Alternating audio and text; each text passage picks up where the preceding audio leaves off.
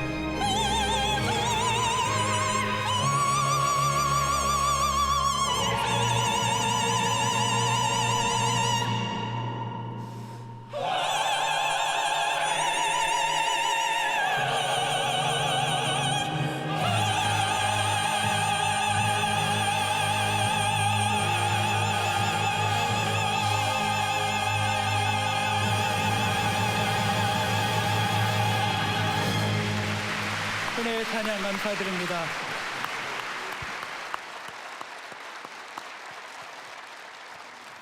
이제 성경 말씀을 봉독하겠습니다. 각 가정에서 온라인 생중계 예배로 참여하시는 성도님들께서도 함께 봉독해 주시기 바랍니다. 오늘 우리에게 주시는 하나님의 말씀은 출애굽기 32장 15절에서 32절까지의 말씀입니다. 제가 가지고 있는 성경은 구약 성경 132페이지입니다. 주신 말씀 중에서 출애굽기 32장 15절에서 20절과 30절에서 32절까지의 말씀을 함께 교독하시겠습니다. 15절 제가 먼저 읽겠습니다. 모세가 돌이켜 산에서 내려오는데 두 증거판이 그의 손에 있고 그 판의 양면 이쪽 저쪽에 글자가 있으니 그 판은 하나님이 만드신 것이요 글자는 하나님이 쓰셔서 판에 새기신 것이더라. 여호수아가 백성들의 요란한 소리를 듣고 모세에게 말하되 진중에서 싸우는 소리가 나나이다. 모세가 이르되 이는 승전가도 아니요 패하여 부르짖는 소리도 아니라 내가 듣기에는 노래하는 소리로다 하고 진에 가까이 이르러 그 송아지와 그 춤추는 것을 보고 크게 노하여 손에서 그 판들을 산 아래로 던져 깨뜨리니라. 모세가 가져다가 불살라 부수어 가루를 만들어 물에 뿌려 이스라엘 자손에게 마시게 하니라. 30절 제가 읽겠습니다. 이튿날 모세가 백성에게 이르되 너희가 큰 죄를 범하였도다. 내가 이제 여호와께로 올라가노니 혹 너희를 위하여 속죄가 될까 하노라 하고 모세가 여호와께로 다시 나아가 여짜오되 슬프도소이다. 이 백성이 자기들을 위하여 금신을 만들어 쌓아 큰 죄를 범하여 32절 함께 읽겠습니다. 그러나 이제 그들의 죄를 사하시옵소서. 그렇지 아니하시오면 원하건대 주께서 기록하신 책에서 내 이름을 지워버려 주옵소서. 아멘. 한 해의 마지막 종착역 12월 첫째 주일이 되었습니다. 누구든지 12월이 되면 자기를 돌아보고 자기를 반성합니다. 오늘 말씀을 통하여 우리 자신을 돌아보는 그런 시간 되기를 소망합니다. 오늘 말씀은 특별히 깊이 있는 신앙생활, 또 영적인 돌파구가 필요하다고 생각하는 분들, 또 주님을 전심으로 따르기를 원하는 분들을 위한 말씀이 되었으면 좋겠습니다. 제가 지금 부흥 시리즈를 시작하고 있는데, 부흥 시리즈, 회복을 넘어 부흥 시리즈를 하고 있는데, 마음속에 제가 기도하는 것은 뭐냐면, 하나님 아버지, 한국교회에 다시 한번 제4의 부흥이 일어나게 하옵소서. 제4의 부흥이 무슨 말이냐? 한국교회 제1의 부흥은 여러분 잘 아시는 대로 1907년도에 평양 대부흥이었습니다. 평양 대부흥, 놀라운 부흥 때문에 일제 일본 식민지 36년 동안의 그 엄혹한 시기를 지날 수가 있었습니다. 그리고 40년쯤 지나서 1948년도에 대한민국이 건국이 되고 건국 대통령 이승만 그 대통령을 비롯해서 초기에 우리나라의 지도자들 가운데 많이 기도하는 분들이 많았고, 그래서 대한민국이 전 세계 어느 나라에 비해서 군목제도와 채플린, 군목제도와 그 다음에 경목제도, 폴리스 채플린, 경찰 경목제도가 제대로 자리 잡은 나라는 전 세계에 아마 대한민국이 거의 유일하다 말할 정도입니다. 그래 됐는데 그 사연이 있는데, 그것이 뭐냐? 1948년 건국될 때에 이승만 대통령이 그 대통령이 되면서, 그분이 본래 그 진사 출신이고, 그런데 조선시대를 떠나 이제 양반과 사대부의 나라가 아니라 대한민국 백성의 나라, 국민의 나라가 되게 하여 주십시오. 그런 마음으로 기독교 정신으로 이 나라가 세워졌는데, 그 배경은 이렇습니다. 이승만 대통령이 그 감옥에서 고종폐위 이런 정치적인 문제로 사형 선고를 받고 감옥에 가 있었는데, 그 감옥에 가 있는 이승만 대통령을 선교사들이 그 재능을 굉장히 귀하게 여기고, 저리 죽으면 안 되는데 하는 그런 마음으로 고종에게 탄원서도 쓰고, 그 다음 감옥에 있는 이승만 대통령에게 성경을 넣어줬어요. 그러던 그가 감옥에서 성경을 읽다가 불을 받아가지고 하나님 말씀을 깨닫고 성경을 읽다가 회심하게 되면서 이런 기도의 제목을 한 거예요. 하나님 아버지, 나의 영혼을 구원해 주신 것처럼 이 민족을 구원하여 주십시오. 참 기가 막힌 기도예요. 감옥에 있으면 이제 나가가지고 내 좀 편하게 해달라고 그러고 좀 자기가 좀 이렇게 뭔가 이렇게 뭐 안정적인 거 자기 개인 기도를 하면 좋은데 그게 아니라 나의 영혼을 구원해 주신 것처럼 이 민족을 구원하여 주옵소서. 사람이 더 완벽할 수는 없지만 그때 이승만이 하는 기도는 참으로 소중한 기도인 줄로 믿습니다. 그래서 이 기도를 응답하시고 아까 말씀한 대로 6.25의 그 참 질곡을 이겨내게 하시고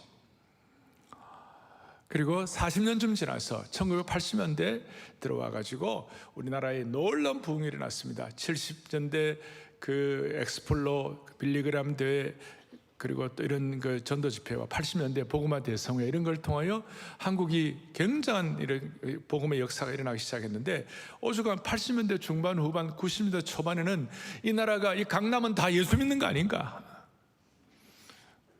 별로 안 놀라시고 자요. 강남은 다 예수 믿는 거 아닌가? 이렇게 할 정도로 대단한 일이 일어나서 강남에서 그때 목회하시는 분들이 야 이러다가 우리나라 50% 60%가 다 그리스도인 되는 거 아닌가 이래 싶었는데 좀 이렇게 저희들이 좀 더 잘 하지 못해서 지금 이제 이 정도로 돼 갖고 제1의 부흥, 제2의 부흥, 제3의 부흥이 일어났는데 다시 한번 40년 주기로 지나서 2020년도 이쯤에 하나님 우리 모두에게 은혜를 베풀어 주심으로 말미암아 아버지 하나님 제4의 부흥이 일어나게 하여 주십시오. 제가 이런 부흥 메시지를 전하는 이유는 마귀가 부흥을 제일 싫어해요. 마귀가 한국교회 부흥하는 걸 제일 싫어하는 거예요. 그런 차원에서 이 회복을 넘어 부흥 시리즈는 마귀를 향한 선제 공격이 되는 것이에요. 이 부흥 시리즈를 가지고 마귀를 향한 선제 공격을 할 수 있기를 바랍니다.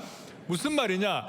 제3차 산업혁명, 인터넷까지 정보시대까지는 우리가 많은 어려움을 겪고 한국교회가 인터넷 통해서 방어하느라고 전전긍긍하고 그랬는데 이 시대는 이제 우리가 기도의 지팡이 그 다음에 부흥의 지팡이를 들고 마귀를 향한 선제 공격을 하고 그래서 오늘 이 부흥 시리즈가 우리 한산 대첩되는 것처럼 영적인 부흥의 대첩이 되게 하여 주십시오.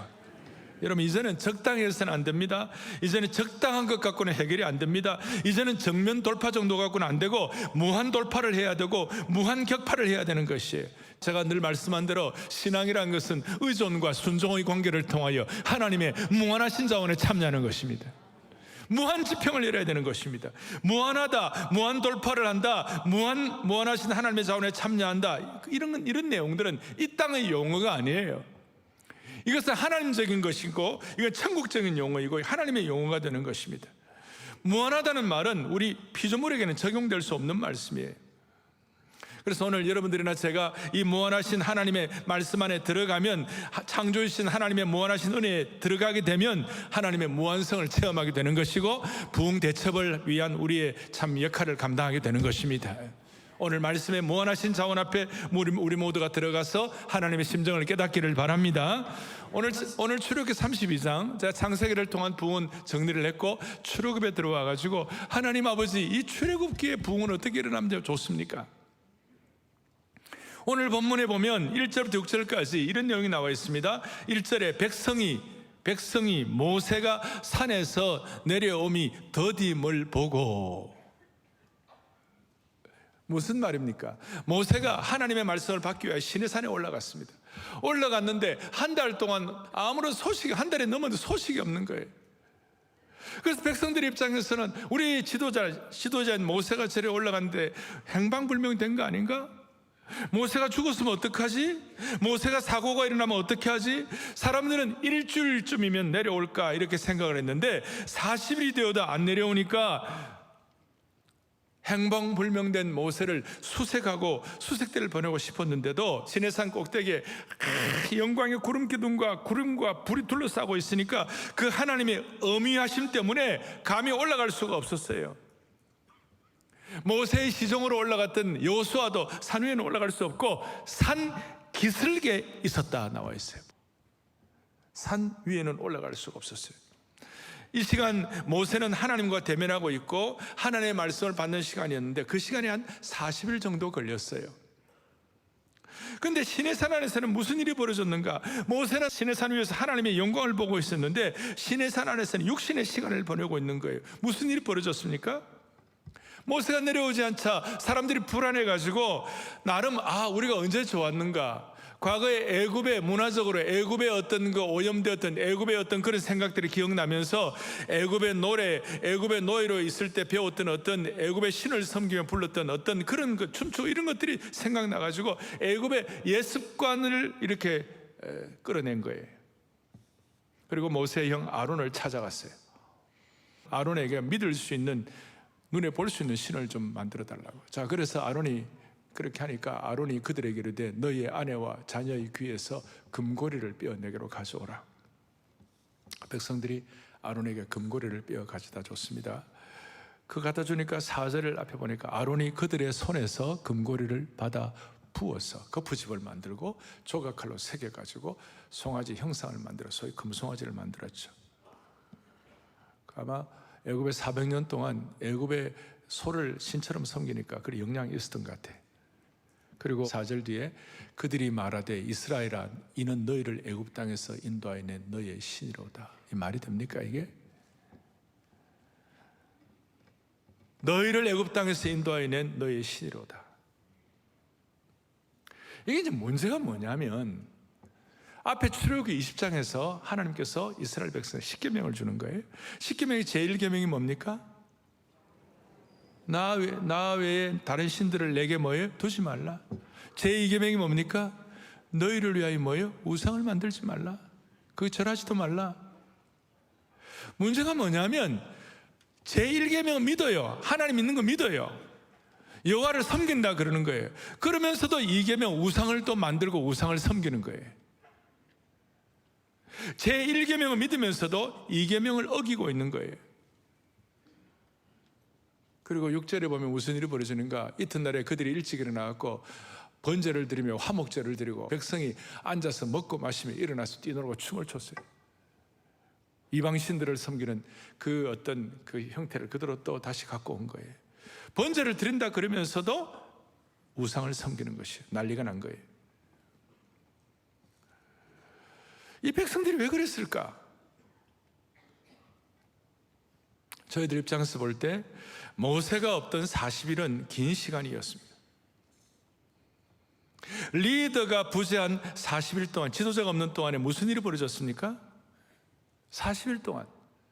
여러분 40일 동안 주일 예배 드리지 않으면 무슨 일이 일어날까요? 여러분 40일 동안 다락방 빠지면 무슨 일이 일어날까요? 암예배 때는 난리가 납니다 그랬어요. 40일 동안 40일 동안 영적인 허리띠를 풀어버리면 큐티하지 않고 아무 주님과의 교제가 없고 40일 동안 지나면 무슨 일이 나겠습니까? 40일 동안 빠지면 어떤 일이 납니까? 아마 그냥 방치하면 우리 속에 영적인 잡초가 우후죽순 자랄 수가 있는 것이 시험 들기 십상이에요. 그리고 영적으로 바로 서 있지 않으면 하나님을 섬긴다고 하면서도 우상을 만드는 것이에요. 그러니까 혼합주의, 혼합적이라는 거예요. 타협하는 거예요. 이스라엘 백성처럼 눈에 보이는 우상을 우리가 만들지 않는다 하더라도 40일 동안 우리가 하나님과 이런 영적 교제가 없이 우리 마음속에 잡초가 자라면 우리의 마음에 하나님이 아닌 다른 것이 자리 잡기 시작하는 것이에요. 분별력이 사라지고 영적 침체에 빠지게 되는 것입니다. 아마도 코로나 기간에 많은 사람들이 그걸 경험했을 것입니다. 그래서 코로나 이후에 마음속에 다들 금송아지 한 마리를 다 가지고 있는 것 같아요. 하나님 믿으면서 금송아지 한 마리를 마음속에 갖고 있는 것, 이건 제1계명을 하나님 믿는다고 하면서도 제2계명을 어기는 것이에요. 마치 주일 예배를 드리고 난 다음 내일은 점집에 가는 거예요. 월요일에 점집에 가는 것과 비슷한 거예요. 이스라엘 백성들 자신은 한 번도 하나님을 버린 적이 없다고 생각했어요. 단지 하나님도 섬기지만 이방신도 함께 섬기겠다. 그러나 하나님은 너희가 나를 버렸다고 말씀하시는 거예요. 우리는 어떻습니까? 우리의 마음속에 하나님 섬긴다고 그러면서 우리 가슴 속에 송아지 한두 마리, 금송아지 한두 마리를 다 품고 있는지 모르겠어요. 이런 속성이 다 있는 거예요. 이것이 우리의 참된 부흥을 방해하는 것입니다. 그들이 금송아지를 섬기면서 하나님 섬긴다고 하면서도 우상을 섬기는 증거가 뭐예요? 우리 속에 금송아지가 내 속에 있다는 증거가 뭡니까? 잘못된 사람들의 말에 부안해동하는 것입니다. 그리고 모세에 대해서 불신을 하는 것이고 믿지 못하는 것이고, 이스라엘 백성들은 부안해동하고 모세를 대신할 다른 리더를 찾으려고 했고, 심지어 아론조차도 분별력이 없어졌습니다. 나중에 모세가 내려와서 아론에게 야단을 치니까 아론이 뭐라고 그러냐면, 금부치를 불에 던졌더니 송아지가 나왔다. 이상한 소리야. 금부치를 불에 던졌더니 송아지가 나왔다. 사실 아론의 입장에서는 모세가 하나님과 40일 동안 만나는 그 중요한 순간에 산 아래서 아론의 입장이라면 적어도 토요 비전 새벽 예배라도 해야 되는 거 아니에요? 하나님 앞에서 모세가 그 말씀을 받는 순간에 밑에서는 모세를 도와줘야죠. 기도의 지팡이라도 들어야 되고 부스러기 은혜라도 받아야 되는데 기가 찬 일을 하는 거예요. 앞에 이 32장인데 17장에 보면 모세가 지팡이를 들고 산에 올라가니까 아론과 홀이 올라가가지고 같이 받쳐주면서 같이 중보기도하며 승리했잖아요. 그런 경험을 갖고 있는데 모세가 산에 올라가서 밑에서 같이 기도라도 해줘야 되는데 그냥 아론이 그냥 연약해져 버린 거예요. 정말 기가 차는 일이 벌어진 거예요. 이 아론의 잘못 때문에 하루아침에 뒤에 나오죠. 3,000명이 죽음을 당하는 거예요. 산 위에서 모세와 대화를 놔둔 하나님께서 드디어 7절 8절에 여호와께서 모세에게 이르시되 너는 이제 내려가라. 너가 애굽 땅에서 인도하여낸 내 백성이 지금 부패하였고 지금 문제가 많도다. 8절에 내가 그들에게 명령한 길을 속히 떠나 자기를 위하여 금송아지 부어 만들고 그것을 예배하고 그것에게 제물을 드리고 말하기를 이스라엘아 이는 너희를 애굽 땅에서 인도하여낸 너희의 신이라. 그리고 9절 10절에 여호와께서도 모세에게 이르시되 내가 이 백성을 보니 목이 뻣뻣한 백성이로다. 10절 내가 하는 대로 그대로 돌아 내가 그들에게 진노하여 그들을 진멸하고 너를 큰 나라가 되게 하리라. 그래서 이렇게 하면서 모세가 두 증거판을 갖고 이제 산 위에서 내려오게 되는데, 산 기슭에서 모세를 기다리던 여호수아가 모세를 만나서 이렇게 얘기해요. 17절에 진중에서 싸우는 소리가 나옵니다. 여호수아는 백성들이 싸우는 줄 알았는데 가보니까 그게 아니에요. 19절에 보니까 진에 가까이 이르러 그 송아지와 그 춤추는 것들을 보고 크게 노하여 손에서 그 판들을 산 아래로 던져 깨뜨리니라. 그리고 20절에 모세가 그들이 만든 송아지를 가져다가 불살라 부수어 가루를 만들어 물에 뿌려 이스라엘 자손에게 마시게 하니라. 그리고 모세가 아론에게 도대체 이게 어떻게 된 거냐? 그러면서 추궁을 했더니 아론이 변명하기를 22절 이 백성의 악함을 당신이 알지 않습니까? 그러면서 백성을 탓하고 24절에 내가 그들에게 이르기를, 제가 지금 절수 많이 부른다고 좋으시죠? 하나님 말씀 계속하는 거니까 내가 그들에게 이르기를 금이 있는 자는 빼내라 한즉 그들이 그것을 내게로 가져왔기로 내가 불에 던졌더니 이 송아지가 나왔나이다. 역시 아론은 말을 잘합니다. 이런 말도 안 되는 상황에서 거룩한 분노와 탄식을 가졌던 모세가 드디어 오늘 중요합니다. 26절에 누구든지 여호와의 편에 있는 자는 내게로 나오라. 오늘 12월 이 중요한 시간에 오늘 주님이 우리에게 한 해를 마무리하면서 한 해를 마무리하는 이 귀한 달에 우리의 마음속에 주님이 주신 음성이 있어야 되는 거예요. 누구든지 여호와의 편에 서는 자는 여호와께로 나오라. 나오라. 26절 뒷부분에 보니까 누가 나오느냐? 레위 자손이 다 모여 그에게로 가는지라. 모세에게로 레위 자손이 나아갔습니다. 그리고 모세는 레위 자손에게 너희는 칼을 들어서 이 끔찍한 일을 모의하고 적극적으로 가담한 사람들을 다 쳐 죽이라. 27절에. 그리고 28절에 보니까 레위족 속들이 백성들 가운데 3,000명 가량 죽임을 당하도록 죽여버렸습니다. 그리고 여호와의 편에 서서 헌신할 레위 족속에 대해서 모세가 29절에 오늘 여호와께 헌신하게 되었느니라. 너희들이 그가 오늘 너희에게 복을 내리시리라. 그 이후에 실제로 레위 지파 사람들은 제사장 가문이 되어가지고 재판하고 율법을 가르치고 예배를 집례하는 특별한 지위를 부여받았습니다. 자, 오늘 여기서 우리는 뭘 어떻게 해야 하나? 여기서 우리는 오늘 이제 송년 정말 12월 첫 주를 맞이하면서 우리의 마음속에 뭘 어떻게 해야 하나? 아니, 한국교회 제4부흥을 위하여 우리는 말씀 앞에서 어떻게 반응해야 할 것인가? 두 가지를. 첫 번째, 아론을 통하여 깨닫는 것이 있고, 두 번째는 모세를 통하여 깨닫는 것이 있어요. 아론을 통하여 깨닫는 것이 뭐냐면 우리 속에 있는 아론의 연약함을 제거해야 하는 것이에요. 아론이 백성들이 자기에게 우상을 만들자고 요구를 했을 때 단호하게 그걸 거절을 못했습니다. 그냥 그대로 받아들이고 타협했습니다. 귀걸이 등의 금 장신구를 가져오라 그래가지고 금송아지 신상을 만들었습니다. 백성들이 이것이 우리를 애굽에서 인도하여 낸 신이라고 말했을 때 한마디도 하지 못하고 말 한마디 못하고 부안해동 해버렸습니다. 한마디로 휘둘렸어요. 21절에 모세가 아론에게 어떻게 백성들이 이 무서운 죄에 빠지겠느냐 책임추궁을 했을 때 아론은 이런저런 변명을 하면서 자기 합리화와 거짓말과 책임 회피를 해버렸어요. 사실은 2절에 보니까 아론이 그들에게 이르되 4절에 보니까 아론이 그들의 손에서 아론의 가장 큰 문제는 책임을 떠넘기려는 책임 회피의 태도예요. 자기 합리화와 책임 회피예요. 이거는 야비한 것이고 꼭 빌라도를 보는 것과 똑같다는 것이죠.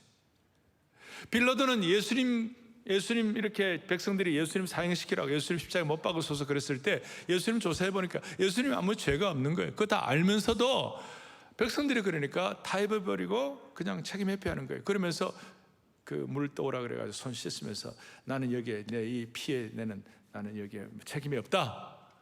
그런데 책임이 없습니까? 지금도 지난 1600년간 사람들이 사도신경을 외우면서 빌라도에게 고난을 받으시고 그렇게 지금도 오늘날 우리의 문제가 뭡니까? 오늘 이 사회의 문제가 뭡니까? 우리 속의 연약함의 문제가 뭡니까? 이 시대의 가장 큰 문제 중에 하나가 책임 회피입니다. 내가 언제 책임 회피했느냐 이런 질문을 할 수 있는데 이 책임 회피의 다른 표현이 뭐냐? 남 탓하는 것입니다. 남 탓하는 것에서 교묘한 자기 합리화가 일어나는 것입니다. 우리 사회가 한국 교회와 오늘 이 시대가 제4의 부흥이 일어나기를 참으로 소망한다면 잘못된 자기 합리화와 책임 회피, 남 탓의 문제가 사라져야 한다고 믿습니다. 사실 지도자 아론은 백성들이 우상을 만들자고 했을 때에 우상 숭배는 백성들의 운명을 끝장낼 수 있는 무서운 죄라는 걸 알고 있었는데도 불구하고 책임 회피한 것이, 부안해동한 것이. 아론이 만약 제대로 했으면 하루아침에 3,000명이 죽어나가는 무서운 결과가 없었을 것입니다. 그럼에도 불구하고 자기 합리화하고 백성들과 타협을 한 것입니다. 우리 민족의 DNA 가운데는 남 탓 DNA가 있어요. 우리는 워낙 한반도 내에 단일 민족으로 살다 보니까 너무 잘 알아서 그런지 뻑하면 조상 탓, 묘자리를 잘못 썼다 이런. 아내는 뻑하면 남편 탓, 남편은 뻑하면 아내 탓. 뻑하면이 뭔지는 모르겠지만 하여튼 뻑하면.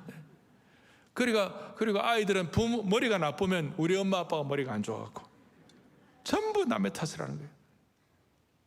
지금 한국 사회의 이 진영 논리는 남의 탓으로부터 나온 것입니다. 우리 안에 있는 안타까운 DNA가 되는 것입니다. 사랑하는 영적 가족 여러분, 영가족 여러분, 책임 회피는 우리에게 참된 부흥을 가져오지 못하게 하는 것입니다. 우리나라 사람들은 뻑하면 남 탓하면서 좌표 찍기 좋아하고 선동을 하고 분노를 쏟아내고 선동판을 만들어가지고 사회를 격렬하게 나누어 놓는 것입니다. 책임 회피, 희생양을 찾기 분주한 것입니다. 우리는 좀 이렇게 좀 누군가가 좋은 지도력을 가지고 말씀 앞에서 좀 방향만 바로잡으면 우리 민족은 놀라운 민족이에요. 이건 우리뿐만 아니라 죄인들이 갖는 특성이에요. 아담이 범죄했을 때 제일 먼저 한 것이 뭐냐? 너 왜 이러냐 그러니까 하와 때문에 그렇다고 책임 전가했어요. 그런데 예수님, 제1의 아담은 그렇겠지만 제2의 아담인 예수 그리스도는, 둘째 아담이신 예수님은 다른 사람의 죄를 자신이 그냥 다 뒤집어 썼어요. 다른 사람의 죄를 자기 자신에게 전가하신 거예요. 책임 회피가 만연한 사회, 남 탓하고 좌표 찍기 좋아하는 사회 가운데 우리는 신앙 외에는 다른 길이 없다는 걸 믿으셔야 되는 것이에요. 남 탓하는 책임 전가의 DNA 대신에 다른 사람의 죄를 자신의 문제로 인식하고 해결하려는 영적 이 복음의 속죄의 DNA를 우리가 회복해야 하는 것입니다.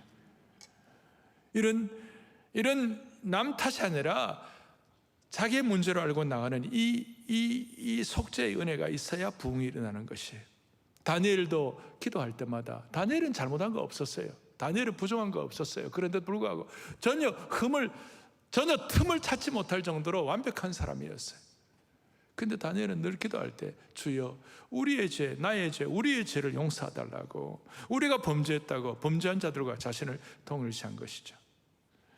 대한민국은 책임 전가하는 DNA를 해결하지 않고서는 부흥이 올 수가 없는 것입니다. 그러니까 우리 속에 있는 아론의 남 탓하는 연약함, 책임 회피하는 연약함, 혼합주의적 연약함을 주님이 극복시켜 주시기를 원하는 겁니다. 두 번째는 이 모세를 적용해야 되는데, 모세 프린시플이 있어요. 오늘 모세는 놀라운 일을 하고 있는 것입니다. 자, 10절에 보니까 하나님은 지금 모세에게 그런즉 내가 하는 대로 두라, 내가 그들에게 진노하여 그들을 다 진멸하고 너로 큰 나라가 되게 하리라. 그렇게 하면 웬만하면 하나님 정말 잘 보셨네요. 이것들 다 싹싹리하고 우리나라로 저로 하여금 저희 자손 우리 가족으로 하여금 새롭게 이 나라를 펼치는 것이 좋겠습니다. 이렇게 반응할 수 있을 텐데 모세는 하나님의 심정을 알았어요. 하나님이 이 백성을 다 멸하리라고 하지만 내가 정말 너무 아깝다. 이 백성 멸하면 안 된다. 이 백성 죽으면, 이 백성 잘못되면 안 된다 하는 건 하나님의 본심을 겉으로 드러나는 것이 아니라 하나님의 본심을 모세가 알고 있었기 때문에 12절 주여 이 맹렬한 노를 그치시고 뜻을 돌이키사 주의 백성에게 이 화를 내리지 말아 주옵소서. 하나님의 그 안타까운 심정을, 하나님은 백성들 다 죽이는 것이 하나님의 목표가 아니에요. 백성들 다 멸하는 것이 하나님의 목표가 아니에요. 백성들이 다시 돌아오는 것이 하나님의 목표인 것이에요. 이 12월 이 한 해 종착역 마지막 달에 우리의 연약하고 부족한 것이 있으면 그냥 나가 떨어지지 말고 주님 앞에 다시 돌아오는 것이 중요한 것이에요. 자, 심지어 모세가 하나님의 심정을 깨닫고 무슨 얘기까지 했느냐? 오늘 32절 요절 같은 말씀이 뭐라고 되어 있습니까? 그러나 이제 그들의 죄를 사하여 달라고요. 그렇지 아니하시면 원하건대 주께서 거룩하신 책에서 내 이름을 지워버려 주옵소서. 아니, 이런 기가 막힌 기도를 하는 거예요. 생명책에서 제 이름을 제거하더라도 이 백성을 살려주옵소서.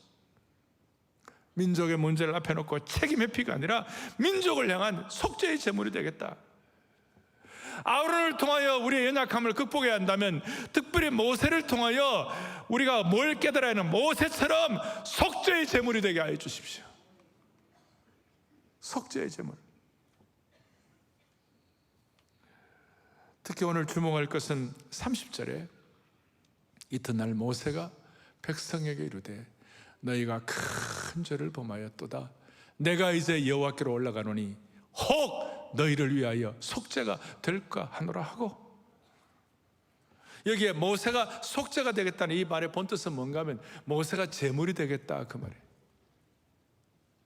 이스라엘 백성들이 제물이 될 때는 양과 소의 피를 흘리는 것입니다. 양과 소의 각을 뜨는 것입니다. 뼈를 발라내는 것입니다. 피를 흘리는 것입니다.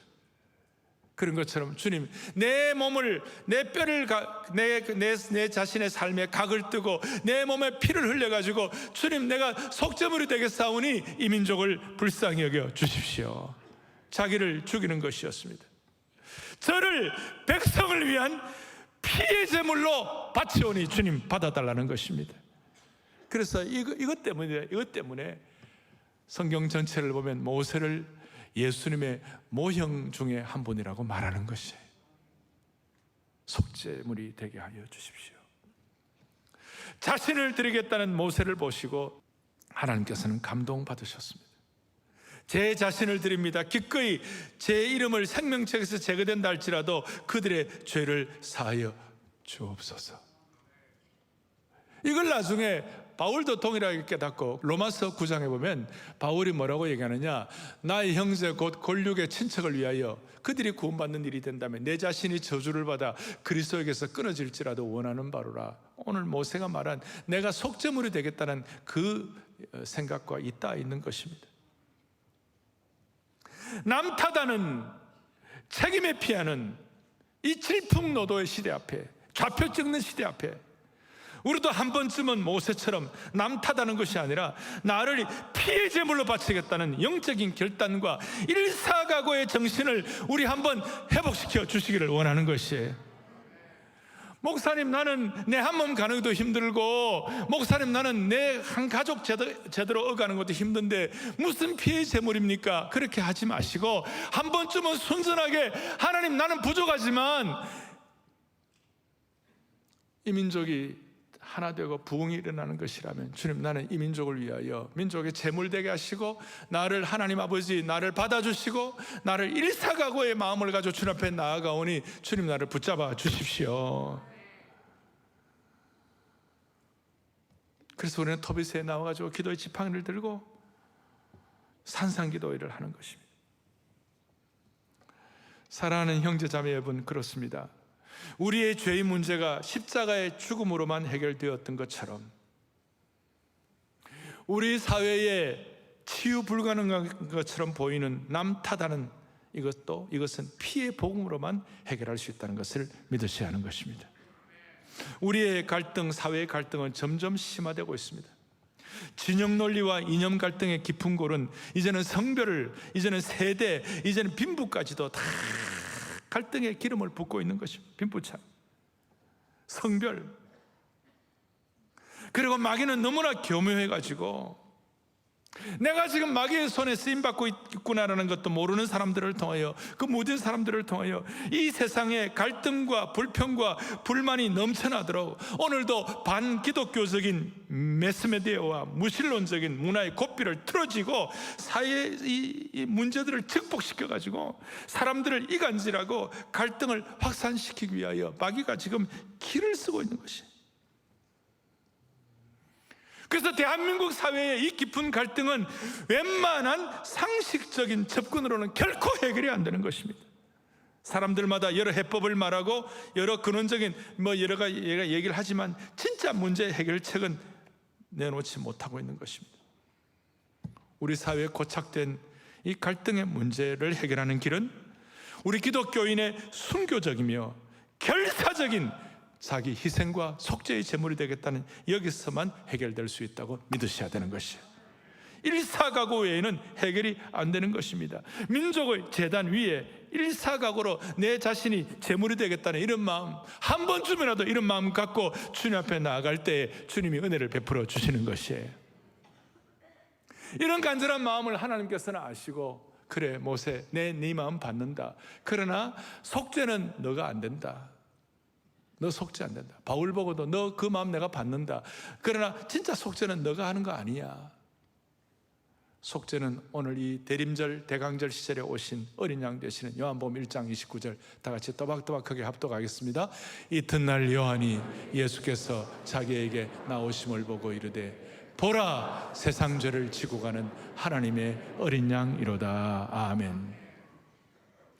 모세도 속죄물이 될 수가 없고 바울도 속죄물이 될 수가 없고, 사실 우리가 속죄물이 되기를 원하지만 우리도 안 되는 거예요.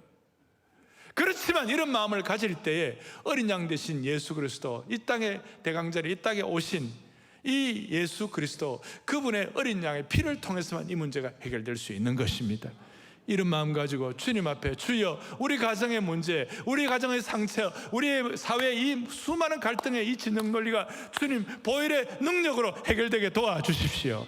진심으로 마음에 소원을 하는 것이에요. 시편 99편 6절에 보면 거기 이런 말씀이 있습니다. 그의 제사장들 중에는 모세와 아론이 있고, 아론이 멍청하게 굴었습니다. 그런데 99장 8절에 뭐라고 나와 있는가 같이 보겠습니다. 여호와 우리 하나님이여, 주께서는 그들에게 응답하셨고 그들의 행한 대로 갚기는 하셨으나 그들을 용서하신 하나님이시니이다. 그들의 행한 대로 3,000명이 죽었습니다. 아론의 잘못으로 문제가 있었습니다. 그러나 우리 위대하시고 영광스러운 하나님께서는 그들을 용서하신 하나님이신 거예요.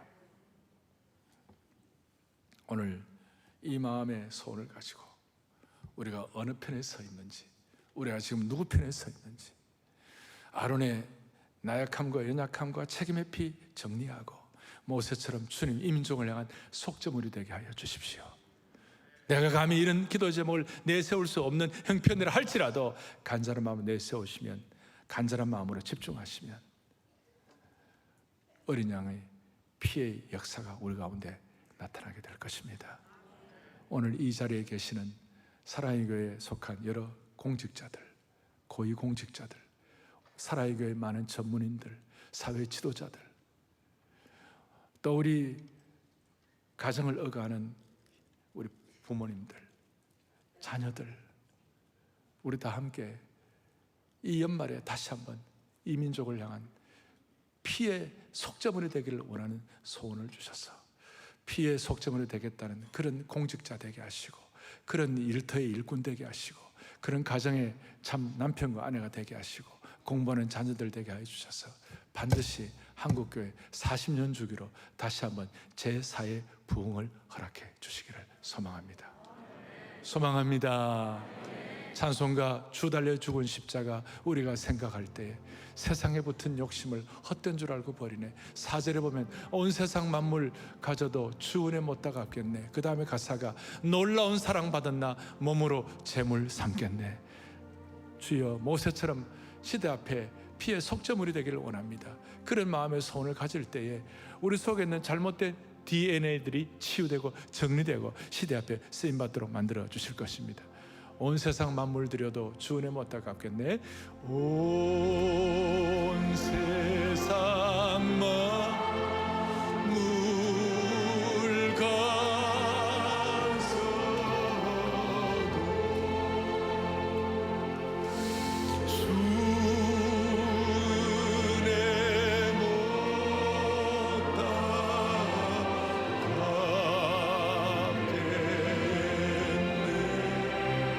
놀라운 사랑받은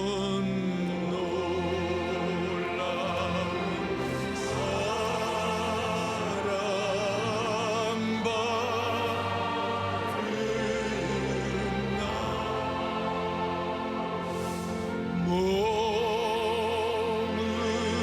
몸으로 재물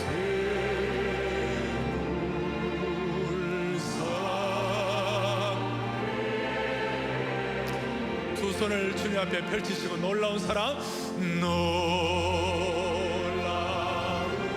사랑 받은 나 몸으로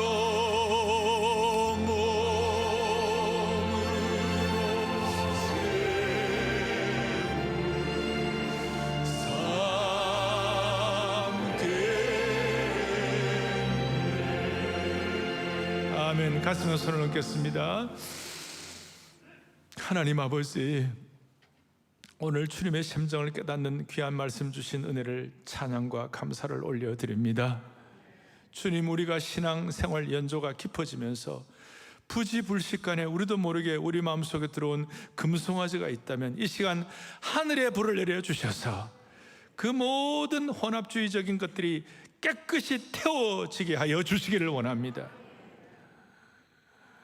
아론처럼 자기 합리화하고 남 탓하고 책임에 피하는 이 모든 나약한 그리스도인의 자세가 해결되게 도와주시옵시고, 모세처럼 새로운 영적 원리를 가지고 목자의 심정을 가지고 내가 이 시대의 속죄물이 되겠다는 그런 간절한 마음으로 예수님의 피의 속죄물을 깨달은 그런 은혜를 깨달은 하나님의 백성으로 부흥의 전사들이 되게 하여 주시옵소서.